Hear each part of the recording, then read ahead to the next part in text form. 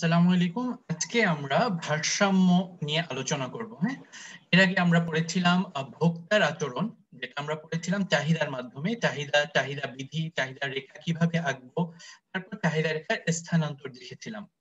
এরপরে আমরা উৎপাদকের আচরণ বিশ্লেষণ করেছিলাম, যোগান বিধি পড়েছিলাম, যোগান রেখা কিভাবে আঁকতে হয় পড়েছিলাম, যোগান রেখার স্থানান্তর দেখেছিলাম। এরপরে আমরা জেনেছিলাম যে ভোক্তার মূল উদ্দেশ্য কি থাকে। আমরা জেনেছি ভোক্তার মূল উদ্দেশ্য উপযোগ সর্বোচ্চকরণ, আবার উৎপাদকের মূল উদ্দেশ্য প্রফিট ম্যাক্সিমাইজেশন। এখন কোন অবস্থায় গিয়ে ভোক্তার মূল উদ্দেশ্য সর্বোচ্চ হয়, আবার উৎপাদকের মূল উদ্দেশ্য সর্বোচ্চ বা পূরণ হয়, অর্থাৎ ভোক্তা উৎপাদক দুজনেই সুখী হয় সর্বোচ্চ ভাবে, এই অবস্থাটাই আসলে ভারসাম্য। ভারসাম্য এমন একটা অবস্থা, যে অবস্থায় ভোক্তার মূল উদ্দেশ্য যেটা মানে উপযোগ সর্বোচ্চকরণ সেটা পূর্ণ হয়, আবার উৎপাদকের মূল উদ্দেশ্য যেটা মানে মুনাফা সর্বোচ্চকরণ সেটাও পূর্ণ হয়। তাহলে আমরা ভারসাম্য নিয়ে আজকে আলোচনা করতে যাচ্ছি। কেন ভারসাম্য বা কি বোঝানো হয় ভারসাম্যতে সেটা একটু বলে নিলাম, ঠিক আছে? তাহলে আমরা ফর্মাল আলোচনায় যাচ্ছি। ভারসাম্যর ধারণাটা একটু তোমরা আইডিয়া নাও। ভারসাম্য ইংরেজি হচ্ছে ইকুইলিব্রিয়াম, আর এটা এমন একটা অবস্থায় বোঝায়, অর্থাৎ যখন দুটো পরস্পর বিপরীতমুখী ফোর্স বা বিরোধী বস্তু এমন একটা অবস্থায় পৌঁছায় যেখান থেকে তাদের পরিবর্তন বা নড়াচড়া করার প্রবণতা থাকে না। অর্থাৎ ভারসাম্যে পৌঁছানোর পরই সেখান থেকে পরিবর্তন হওয়ার কোনো প্রবণতা থাকে না। এটা একটা ফর্মাল ভারসাম্যের সংজ্ঞা। এখন আমরা পড়ছি বাজার ভারসাম্য। বাজারে কি হয় সেটা আমরা একটু দেখবো। হ্যাঁ, মূলত বাজারে যেটা হয়, দেখো খেয়াল করো, আহ ভোক্তা, আমরা যারা ভোক্তা তারা আমরা বাজারে গিয়ে দ্রব্য কিনি, আর উৎপাদনকারী উৎপাদন করে জিনিসটা বাজারে নিয়ে আসে। তাহলে দুটো পক্ষ আমরা ক্রিয়া প্রতিক্রিয়া করি, ভোক্তা আর উৎপাদকের ক্রিয়া প্রতিক্রিয়া হয়। হ্যাঁ, এখন আগেই বলেছি ভোক্তারও একটা উদ্দেশ্য থাকে, উৎপাদকের একটা উদ্দেশ্য থাকে। এই দুই উদ্দেশ্য যখন পরিপূর্ণ হয় বা সর্বোচ্চ হয় সেটাই হচ্ছে বাজার ভারসাম্য, ঠিক আছে? ভারসাম্যে তাহলে আমরা কি পাবো? একটা ভারসাম্য দাম পাবো, আর একটা ভারসাম্য পরিমাণ পাবো। পরিমাণটা এমন যেখানে চাহিদা আর যোগানের পরিমাণ সমান হবে, অর্থাৎ আমি ভোক্তা হিসেবে যতটুকু চাহিদা করছি, উৎপাদক হিসেবে সেই ততটুকুই উৎপাদন করছে। ধরো একটা এক্সাম্পল, কলমের বাজার। হ্যাঁ, আমরা যারা ভোক্তা, আমরা যারা লিখি তারা 100টা কলম চাহিদা করছি, ঠিক একইভাবে উৎপাদনকারীও বাজারে নিয়ে আসছে 100টা কলম। তাহলে দুইজনই, উৎপাদনকারীও যতটুকু চাচ্ছে ততটুকুই উৎপাদন করতে পারলো, আমরা যতটুকু চাচ্ছি ভোক্তারা ততটুকুই আমরা পাচ্ছি। এই অবস্থাটা হচ্ছে ভারসাম্য। যদি ধরো আমরা চাচ্ছিলাম 100টা কলম, কিন্তু উৎপাদনকারী বাজারে নিয়ে আসলো 80টা কলম, তাহলে কি হলো? 20টা কলমের ঘাটতি থেকে গেল, অর্থাৎ আমরা ভোক্তারা লুজার হচ্ছি, বাজারে গিয়ে 20টা কলম পাচ্ছি না। আবার আমরা চাচ্ছি 100টা কলম, উৎপাদনকারী উৎপাদন করলো 120টা কলম, তাহলে এই যে 20টা কলম অতিরিক্ত উৎপাদন হলো, এটা হচ্ছে সারপ্লাস বা উদ্বৃত্ত, অর্থাৎ বাজারে অতিরিক্ত থেকে যাবে। তাহলে আমি তোমাদের ভারসাম্য বোঝাতে পেরেছি, অর্থাৎ যে দামে এমন একটা দাম বা পরিমাণ যেখানে চাহিদা আর যোগানের পরিমাণ মূলত সমান হয়, অর্থাৎ চাহিদা আর যোগানের পরিমাণ যখন সমান হয় সেটাই আসলে ভারসাম্য। আর এই ভারসাম্যতে পৌঁছানোর পর আসলে এখান থেকে পরিবর্তন হওয়ার আর কোনো প্রবণতা থাকে না। ভোক্তাও সুখী, উৎপাদনকারীও সুখী, কেন পরিবর্তন হবে, তাই না? আহ, এটাই হচ্ছে বাজার ভারসাম্য। সূচির মাধ্যমে যদি দেখো, আমি অলরেডি একটু আলোচনা করেছি, তোমরা যদি আরেকটু খেয়াল করো, এখানে যে সূচিটা দেখা যাচ্ছে এখানে একটু দেখো, 2 টাকা যখন দাম, 2 টাকা যখন দাম, ধরো এটা একটা কমলার বাজার। হ্যাঁ, 2 টাকা যখন দাম, তখন আমরা যেহেতু দাম কম, আমরা চাহিদার পরিমাণ বেশি করব, আমরা চাহিদা বিধিতে পড়েছি, দাম কম হলে চাহিদার পরিমাণ বেশি হবে। তাহলে 2 টাকা যখন দাম তখন আমরা 150টা কমলার চাহিদা করছি, কিন্তু দাম কম হলে উৎপাদনকারী কিন্তু যোগানের পরিমাণ কমিয়ে দিবে। আমরা যোগান বিধিতে যেটা পড়েছিলাম, এই কারণে যোগানের পরিমাণ দেখো 50 একক। তাহলে দেখো চাহিদার পরিমাণ অনেক বেশি, যোগানের পরিমাণ কম, তাহলে এখানে কি ভারসাম্য আছে? অবশ্যই ভারসাম্য নেই। তাহলে চাহিদার পরিমাণ যখন বেশি হয়, তার মানে এখানে একটা ঘাটতি বিদ্যমান। আমরা ভোক্তারা লুজার, আমরা যেটা চাচ্ছি সেটা বাজারে গিয়ে পাচ্ছি না। আবার 6 টাকা যখন দাম হয়, একটু খেয়াল করো, দাম বেশি হলে যোগানের পরিমাণ বেশি হবে, তখন উৎপাদনকারী 150 একক উৎপাদন করবে। বাট দাম বেশি হলে চাহিদার পরিমাণ কম হবে, তখন চাহিদার পরিমাণ 50 একক হবে। তাহলে একটু বুঝো এখানে কি হচ্ছে, এখানেও তো ভারসাম্য নেই। এখানে যে অবস্থাটা হচ্ছে একটু খেয়াল করো, অর্থাৎ অতিরিক্ত যোগান, অতিরিক্ত উৎপাদন বাজারে যাচ্ছে, এখানে যে অবস্থাটা হচ্ছে সেখানে সারপ্লাস বা উদ্বৃত্ত থাকছে। এই যে 4 টাকা দামে খেয়াল করো, যখন 4 টাকা দাম, তখন আমরা চাহিদা করছি 100টা কমলা, উৎপাদনকারীও চাহিদা করছে, উৎপাদন করছে 100টা একক। ঠিক এই অবস্থানটা হচ্ছে বাজার ভারসাম্য। এমন একটা দাম আর পরিমাণ বা যেখান থেকে উৎপাদনকারী আর ভোক্তা সরে যাওয়ার কোনো প্রবণতা থাকে না। এখানে সেটা হচ্ছে 4 টাকা দাম আর পরিমাণ হচ্ছে 100 একক। আমরা আসলে ভারসাম্যের মাধ্যমে দাম আর পরিমাণ নির্ণয় করি। ভারসাম্য দাম আমাদের এখানে পেলাম 4 টাকা, আবার একই সাথে এখানে উৎপাদন পেলাম দেখো 100, পরিমাণ পেলাম, চাহিদার পরিমাণ 100 একক, যোগানের পরিমাণও 100 একক। অর্থাৎ আমাদের ভারসাম্য দাম, পরিমাণ 4 টাকা আর 100 একক। উদ্বৃত্ত কখন থাকছে? যখন 6 টাকা তখন আমাদের উদ্বৃত্ত থাকছে, আবার যখন 2 টাকা তখন আমাদের ঘাটতি থাকছে, অর্থাৎ বাজারে ঘাটতি থাকছে। এটা আমরা চিত্রের মাধ্যমে ধীরে ধীরে বোঝার চেষ্টা করব। আমরা চিত্রের মাধ্যমে ভারসাম্যটা আমরা গ্রাফে দেখব, বোর্ডের মাধ্যমে দেখব, ঠিক আছে? আচ্ছা, এখন আমরা গ্রাফের মাধ্যমে ভারসাম্যটা দেখার চেষ্টা করছি। একটু খেয়াল করো, মূল কন্ডিশনটা কি ছিল? মূল কন্ডিশনটাই ছিল এটা যে চাহিদার পরিমাণ আর যোগানের পরিমাণ সমান হবে। চাহিদার পরিমাণ সমান যোগানের পরিমাণ। তাহলে ভারসাম্যের মূল শর্তই ছিল এমন একটা অবস্থান যেখানে চাহিদার পরিমাণ আর যোগানের পরিমাণ সমান হবে, অর্থাৎ কিউডি সমান কিউএস হবে। ঠিক আছে? গ্রাফের মাধ্যমে আমরা এই কন্ডিশনটা খুঁজে বের করার চেষ্টা করব। তাহলে আমরা এঁকে ফেলি, একই গ্রাফে চাহিদা রেখা আর যোগান রেখা আঁকবো। এখানে আমরা দাম, এখানে চাহিদার পরিমাণ, যোগানের পরিমাণ দুটো একসাথেই হবে। তাহলে চাহিদা রেখা কেমন ছিল? বাম দিক থেকে ডান দিকে নিম্নগামী, এটা আমাদের চাহিদা রেখা। আবার যোগান রেখা কেমন ছিল? বাম দিক থেকে ডান দিকে ঊর্ধ্বগামী, এটা আমাদের যোগান রেখা। আমরা এখানে ভারসাম্য ফাইন্ড আউট করার শর্তটা কি? এখানে চাহিদার পরিমাণ আর যোগানের পরিমাণ সমান হচ্ছে। তাহলে চাহিদা আর যোগানের পরিমাণ সমান হচ্ছে এখানে কোন রেখাটায়? এখানে আমরা যেটা দেখার চেষ্টা করছি, অর্থাৎ আমাদের এই গ্রাফে ভারসাম্যটা কোথায়, যেখানে চাহিদার পরিমাণ আর যোগানের পরিমাণ সমান হবে, তাই তো?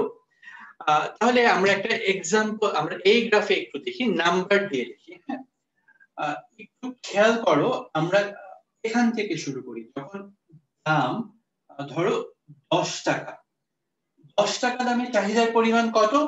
আমরা চাহিদার রেখা বরাবর যাব। তাহলে এটা আমাদের চাহিদা রেখা। 10 টাকা দামে ধরো চাহিদার পরিমাণ 20 একক। যখন দাম বেশি থাকে চাহিদার পরিমাণ কম থাকে, কিন্তু দাম বেশি থাকলে যোগানের পরিমাণ বেশি থাকবে। 10 টাকা দামে যোগানের পরিমাণ তাহলে হবে ধরো 100 একক। খেয়াল করো, 10 টাকা দামে চাহিদা কম হবে, দাম বাড়লে চাহিদা কম থাকে। আবার 10 টাকা দামে যোগান বেশি হবে, কারণ দাম বাড়লে যোগানের পরিমাণ বাড়ে। অর্থাৎ বাজারে ধরো এটা মার্কারের বাজার, বাজারে 100টা মার্কার আছে, কিন্তু যখন দাম 10 টাকা তখন আমরা মার্কার কিনতে চাইবো মাত্র 20টা। তাহলে বাকি 80টা বাকি 80টা মার্কারের কি হবে? বাকি 80টা মার্কার সারপ্লাস হিসেবে বাজারে রয়ে যাবে, সারপ্লাস বা উদ্বৃত্ত। গ্রাফে সারপ্লাসের অ্যামাউন্ট কতটুকু? এই যে এই বিন্দু থেকে এই বিন্দু হচ্ছে বাজারে সারপ্লাস, আমরা নাম দিলাম সি ডি। অর্থাৎ দাম যখন 10 টাকা তখন চাহিদার পরিমাণের থেকে যোগানের পরিমাণ অনেক বেশি হচ্ছে, অর্থাৎ কিউডি লেস দ্যান কিউএস। এখন আবার খেয়াল করো, আমরা এখানে একটা দাম নিলাম, ধরো 3 টাকা। হ্যাঁ, এখন এই 3 টাকা যখন দাম, এই 3 টাকা দামে চাহিদার পরিমাণ কত? আমরা চাহিদা রেখা বরাবর যাব, তাহলে এটা আমাদের চাহিদা রেখা। 3 টাকা দামে চাহিদা হলো আমাদের, ধরো এখানে 90টা মার্কার। 3 টাকা দামে আমরা 90টা মার্কারে চাহিদা করব। এখন দাম কম, তাহলে উৎপাদনকারী কম উৎপাদন করবে, তার মুনাফা কম হবে এজন্য। তাহলে 3 টাকা দামে যোগান কত? আমরা যোগান রেখা বরাবর যাব, ধরো এখানে আসলাম, এই বিন্দুতে আসলাম, এখানে ধরো 30 পর্যন্ত আছে, ঠিক আছে? তাহলে 3 টাকা দামে চাহিদার পরিমাণ হচ্ছে 90টা মার্কার, 3 টাকা দামে যোগান হচ্ছে 30টা মার্কার। অর্থাৎ আমরা যেটা চাহিদা করছি সেটা আমরা পাচ্ছি না, অনেক কম পাচ্ছি। তাহলে এই যে এখানে আমরা দিলাম এ, এখানে দিলাম বি, এই এ বি টুকু হচ্ছে আমাদের ঘাটতি, অর্থাৎ শর্টেজ। তাহলে দেখো 10 টাকা দামে আমাদের থাকছে উদ্বৃত্ত, আবার 3 টাকা দামে আমাদের থাকছে ঘাটতি। তাহলে আমাদের যে টার্গেট ভারসাম্য, যেখানে চাহিদা আর যোগানের পরিমাণ সমান হয়, সেটা আমরা কোথায় পাচ্ছি? সেটা আমরা পাচ্ছি, একটু খেয়াল করো, এই যে বিন্দু যেখানে চাহিদা রেখা আর যোগান রেখা পরস্পরকে ছেদ করে, যে বিন্দুতে চাহিদা রেখা আর যোগান রেখা পরস্পরকে ছেদ করে রেখায় বা গ্রাফে, সেটাই হচ্ছে আমাদের ভারসাম্য বিন্দু। একটু খেয়াল করো, ভারসাম্য দাম আমরা ধরলাম 5 টাকা। আমাদের শর্ত কি ভারসাম্যে? চাহিদার পরিমাণ যোগানের পরিমাণ সমান হবে।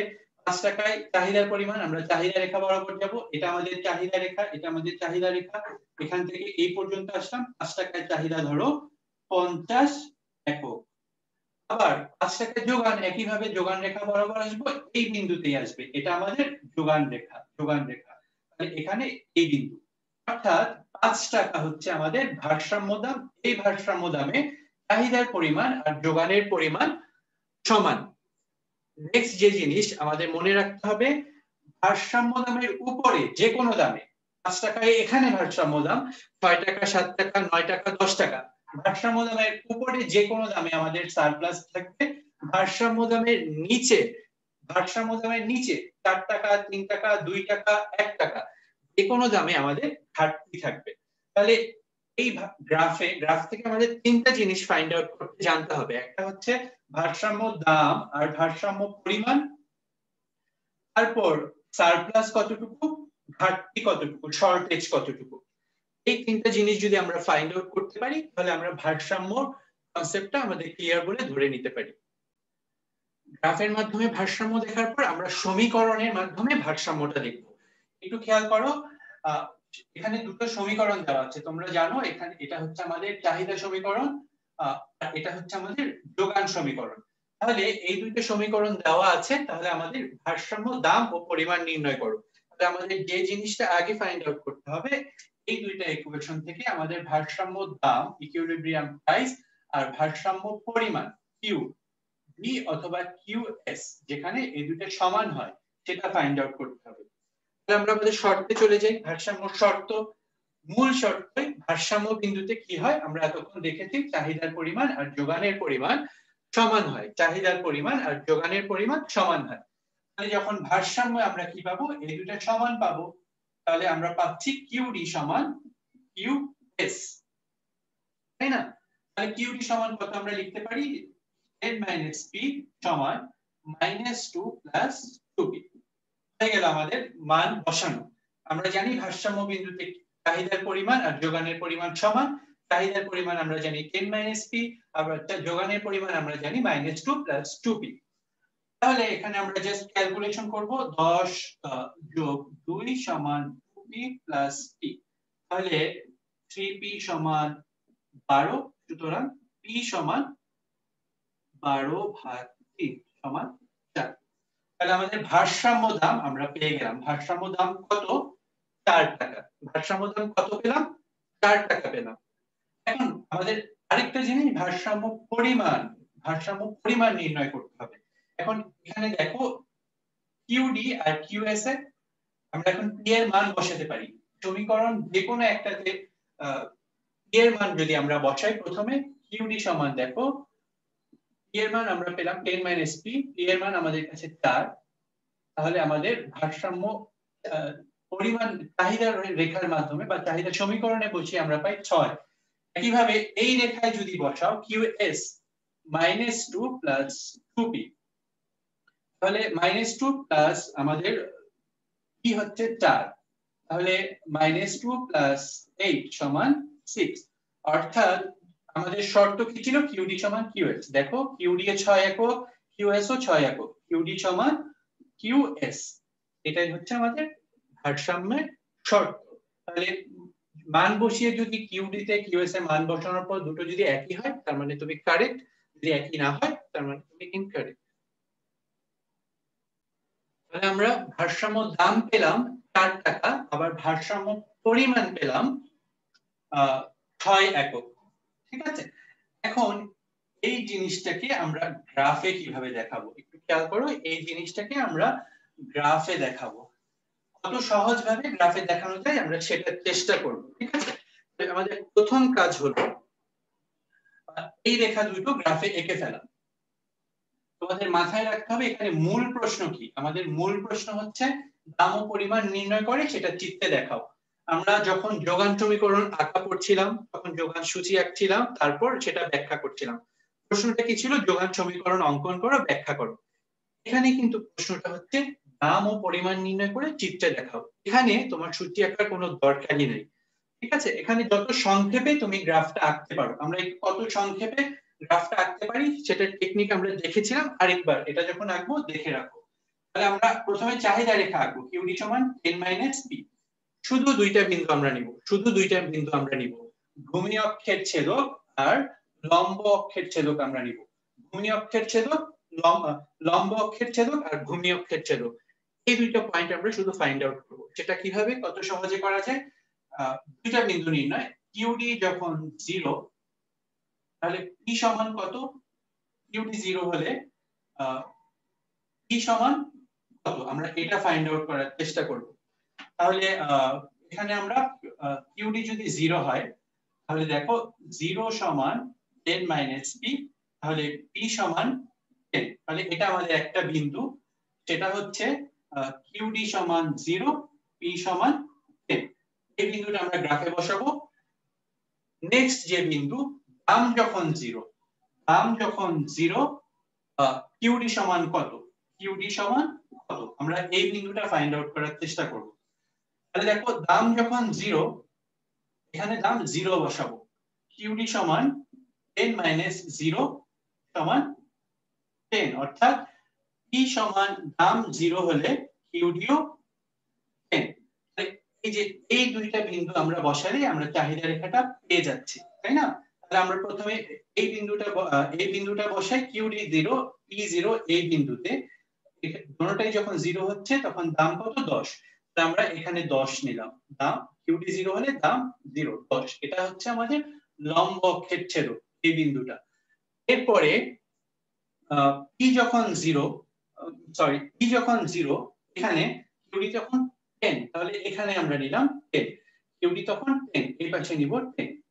তাহলে এই যে দুইটা বিন্দু যদি আমরা যোগ করে দিই আমরা যে রেখাটা পাবো এটাই হচ্ছে আমাদের চাহিদা রেখা। জাস্ট দুইটা বিন্দু থেকে আমরা চাহিদা রেখাটা। একইভাবে আমরা যোগান রেখাও একইভাবে আঁকবো। একটু খেয়াল করো, যোগান রেখা হচ্ছে QS সমান -2 + 2p। যোগানের পরিমাণ যখন 0, দাম তখন কত? আবার দাম যখন 0, যোগানের পরিমাণ তখন কত? এই দুইটা বিন্দু ফাইন্ড আউট করে রেখাটা আমরা এঁকে ফেলবো। তাহলে দেখো এই দুইটা বিন্দু আমরা কিভাবে নির্ণয় করছি।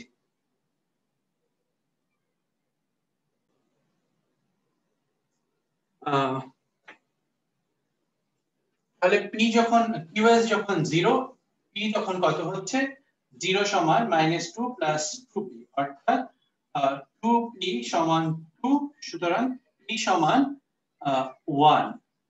আবার p যখন 0, p আমরা 0 বসাবো, qs সমান -2 প্লাস 2 গুণ 0, তাহলে qs সমান -2। তাহলে -2 প্রথমে এই বিন্দুটা বসে p0 -2 বাম দিকে আসবে, তাহলে -2 এখান থেকে যোগান রেখাটা শুরু হবে, এখান থেকে যোগান রেখাটা শুরু হবে। আবার qs যখন 0, এখানে দাম তখন 1 টাকা, আমরা 1 টাকা ধরলাম এখানে। তাহলে এই দুইটা বিন্দু ধরে একটা রেখা এঁকে দিলাম, এটা হচ্ছে আমাদের যোগান রেখা, এটা আমাদের যোগান রেখা। তাহলে এই দুইটা রেখা আঁকার পর আমরা জাস্ট মানটা বসিয়ে দিব। মানটা আমরা জানি, ভারসাম্য দাম আমরা পেয়েছিলাম 4 টাকা, ভারসাম্য পরিমাণ পেয়েছিলাম 6 একক। তাহলে সমীকরণ দুইটা আমরা সমান করব, সমীকরণ দুইটা সমান করার পরে গ্রাফ দুইটা আঁকার পারফেক্টলি আঁকার চেষ্টা করব জাস্ট দুইটা বিন্দু দিয়ে। এরপর আমরা মানটা বসিয়ে দিব, ভারসাম্য দাম, ভারসাম্য পরিমাণ। যোগান রেখা খেয়াল রাখবে, যখন মাইনাস থাকবে তখন অবশ্যই বাম দিক থেকে শুরু করবে। তোমরা যেটা ভুল করো, এই পাশ থেকে আন্দাজে একটা এঁকে দাও, কিন্তু এটা অবশ্যই বাম দিক থেকে শুরু করতে হবে, ঠিক আছে? এখন নেক্সট প্রশ্ন দেখো, দাম যখন 6 টাকা তখন বাজারে কি অবস্থা থাকে? আমরা মনে রাখবো 8 টাকার উপরে যে কোনো দামে 5 টাকা 6 টাকা কি থাকে, আমরা পড়েছিলাম সারপ্লাস থাকে, উদ্বৃত্ত থাকে। 8 টাকার নিচে যে কোনো দামে 3 টাকা 2 টাকা কি থাকে, ঘাটতি থাকে। এখন প্রশ্নে যদি চায় দাম যখন 6 টাকা তখন বাজারে কি অবস্থা, ঘাটতি থাকবে, সেটা কিভাবে দেখাবে? দাম যখন 6 টাকা তখন চাহিদার পরিমাণ কত, QD সমান 10 - 6, অর্থাৎ 4। আবার দাম যখন 6 টাকা তখন যোগানের পরিমাণ কত, -2 প্লাস 2 গুণ 6, অর্থাৎ -2 প্লাস 12, অর্থাৎ 10। তাহলে এই যে দাম 6 টাকা আমরা ধরলাম, চাহিদার পরিমাণ কত, চাহিদার পরিমাণ 4, 6 টাকা থেকে চাহিদা রেখা বরাবর যাব, এখানে আসলাম, কত হলো, কত বললো আমাদের 4, চাহিদার পরিমাণ 4 যখন 6 টাকা। যখন 6 টাকা দাম তখন যোগানের পরিমাণ 10, এখান থেকে যোগান রেখা বরাবর যাব, এখানে আসলাম, তাহলে এটা হচ্ছে 10। তাহলে দেখো এই যে এ বি পরিমাণ হচ্ছে আমাদের উদ্বৃত্ত, কত একক, 10 বিয়োগ 4, 6 একক। এই 6 একক হচ্ছে আমাদের বাজারে উদ্বৃত্ত থাকবে। আশা করি তোমরা ধরতে পেরেছো। এখন একটা প্রশ্ন একটু দেখো, ভারসাম্য দাম আর পরিমাণ আমরা প্রথমে নির্ণয় করেছি, এরপরে আমরা দেখতে চেয়েছি 6 টাকা হলে বাজারে কি প্রভাব পড়বে। 6 টাকা হলে তখন উদ্বৃত্ত থাকবে, আবার যখন 3 টাকা 2 টাকা 1 টাকা হবে তখন ঘাটতি থাকবে। তো ধরে নিলাম যে তোমরা বুঝতে পেরেছো, আমরা আজকে এখানেই শেষ করছি।